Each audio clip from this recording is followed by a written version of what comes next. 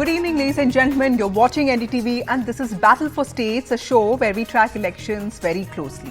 Now, the election season is already here. Nearly 20 assembly seats of Chhattisgarh and the state of Mizoram will vote tomorrow. More than 600 polling booths in sensitive areas of Naxal-hit Bastar will be under three-layered security cover tomorrow. This is what the police has said. 12 assembly seats of Bastar division are among the 20 constituencies that will see voting in first phase in Chhattisgarh. Now, this electoral battle in Chhattisgarh is going to be a test of Chief Minister Bhupesh Singh Baghel's popularity and also BJP's efforts to wrest back a state it has ruled over for years till the Congress reduced it to just 15 seats in 2018. Meanwhile, the Congress in Mizoram, which was removed from power and relegated to the third position with just 5 seats in 2018 polls, is hoping for a comeback in the state in the upcoming polls that are going to be held tomorrow, while the BJP, which managed to win just 1 seat 5 years ago, is aiming to be part of the next government. We'll take you through all those details. But first, let's go across to my colleague Ratnadip, who joins us from Mizoram. Ratnadip, we have the MNF and the ZPM fighting this time. Do you see this as a three-cornered contest? What are the issues on people's minds now? That's right. It is going to be a very interesting election, a crucial battle for the Mizo National Front and its three-time Chief Minister Zoramthanga, given the fact that you have this young party, Zoram People's Movement, and its leader, Lalduama, really putting up a tough challenge in many seats. And also, the Congress is not completely down and out. The BJP contesting 23 seats. So, out of 40 seats, at least in 18 seats, there is a multi-cornered fight. But the fact that, in Mizoram, there are local issues which, always govern the electioneering. But this time, the, migration of the displaced people from violence hit Manipur has been an issue. In fact, to know more about the mood of the voters or the issues, we are now joined by renowned political analyst from Mizoram, Professor J. Dongal of Mizoram University. Sir, very quickly, if you can tell us, this is kind of a make or break election for MNF and ZPM, the two regional parties, because the national parties are also, trying to make a comeback. The Congress trying to make a comeback, the BJP trying to make inroads. How do you see this situation, and what would be the issues in the minds of voters tomorrow morning as they go to vote? Yeah, yes, we know Mizoram is going to poll tomorrow.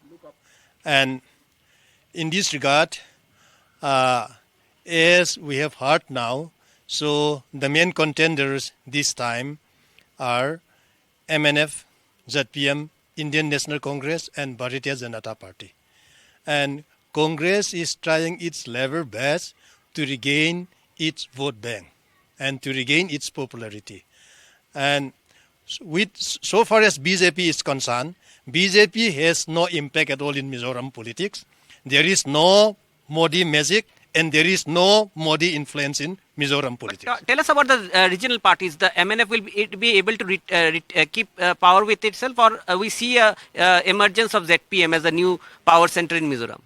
Yeah, I'm coming to that. So there are national parties like BJP, INC, but this time the main fight will be only neck-to-neck fight between MNF and ZPM.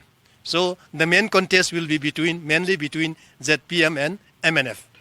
And with regard to issues, yeah, there are certain issues, maybe infrastructure development and road and some other socio-economic issues. But in Mizoram context, one thing that we have to know is that ethnicity, ethnic politics of Zhou nationality, Zhou ethnic group.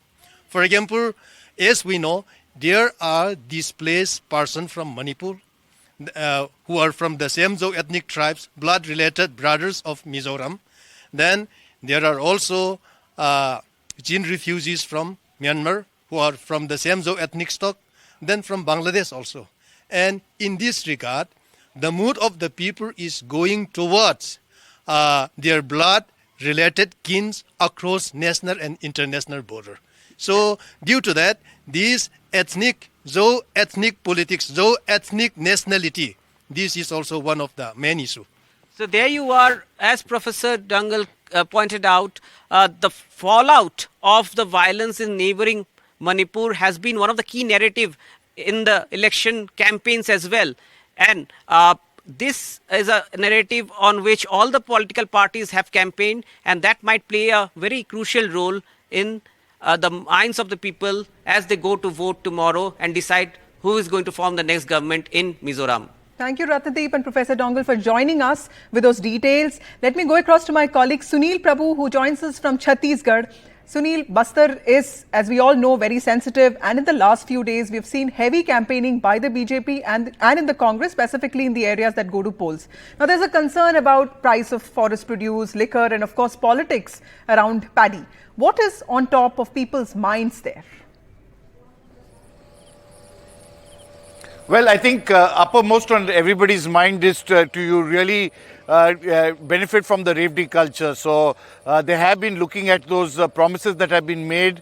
This is basically an agrarian society by and large, because development in terms of industries, in terms of other service sector hasn't really developed in the state of Chhattisgarh. And it's in that backdrop that those manifestos, both of the BJP as well as the Congress, have really made an impact in terms of what people will decide, be it free education, be it 500 rupees for a cylinder, or for that matter the MSP, both competing with the BJP saying 3,100, the Congress bettering it by 3,200. So that's the real battle here. Apart from, of course, just for our viewers' information, that there will be 10 districts which will be voting a little bit earlier, from 7 o'clock to 3 p.m. because these are Naxal affected areas. We've been just visiting those zones where people are still, even despite a boycott call by the Maoists, they continue to say that they will vote. We'll have to wait and see what that polling percentage is in these 10 Maoist affected districts of Chhattisgarh. Sunil, also tell us what do these polls actually mean for the position of someone like Bhupesh Singh Baghel within the Congress, because he has projected himself as the custodian of Chhattisgarh pride. Is that an issue in the state? And he's also seen as an OBC minister, powerful chief minister. What does this mean for his position within the Congress party? Well, I did ask him this question, so he's quite clear that it's being fought under his leadership as Bhupesh Baghel in terms of being the chief minister. Of course, it is, as you are well aware, in the Congress there are other leaders, be it T.S. Singh Dio, the PCC chief, Mr. a whole lot of other people who are really, the Congress has made, the Congress High Command at least, has made that attempt to ensure that it's everybody who has to fight, and that's the reason why the distribution of seats have been done in such a manner. Definitely the Chhattisgarh pride, the fact that he's an OBC are all plus points, and we'll have to really look at it, because at present it's evenly poised, and how things play out in terms of the electoral numbers will be dependent once, of course, as Mr. Bhupesh Baghel himself said in an exclusive interview to us, the High Command will finally take a call. So it all depends on how leaders perform and how they are able to deliver in this election.